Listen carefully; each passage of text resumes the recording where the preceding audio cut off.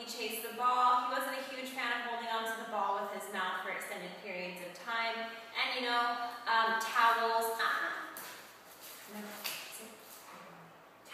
things like that. You know, he was into it, but it's not something that really piqued his interest. So we'll be working with this today. It will be on the side for right now, though.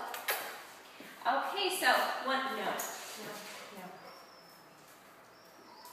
Yes, good. So one of the first things we want to do when we ask our dog to drop something is make sure, of course, number one, that we have our dog's attention. Usually when they have something in their mouth, they are 110% into it. They're playing with the toy, they're in the zone, and us asking them to drop it doesn't seem like it's the number one priority at that point in time. And of course, when our dogs get things that they're not supposed to, such as frogs or dead birds perhaps, we want to make sure that they know to drop that item immediately. Now, when we work on this at home, we're going to have Shadow on a leash, and we're going to be inside of the house. Of course, we want to work with minimal distractions for something that maybe a dog may have a little bit of trouble with, considering that it feels good. Considering that that's something that gets him really excited, of course he's not going to want to let go. So we're going to utilize the power of food.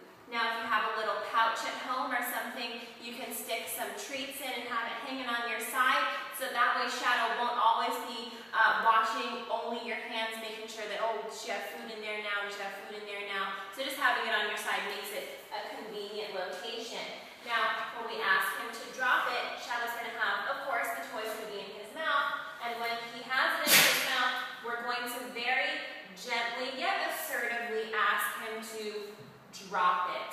Now, when we say drop it, that makes a difference. We want to make sure that while we're not trying to scare Shadow with a drop it, we want to ask him nicely, yet in a firm tone. So when you do ask him to drop it, make sure you're feeling assertive and you're communicating that to Shadow. So when he has something in his mouth, you can ask him, drop it, or shake.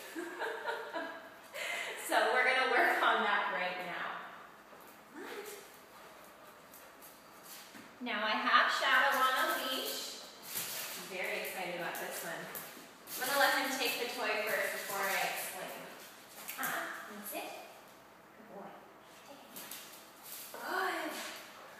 Good. All right, so he has the toy in his mouth. I'm going to have a treat in my hand, and while it's in his mouth, I'm going to gently grab it and ask him to drop it. The smell of the food should be enough to make him release the toy. I'm going to try that again.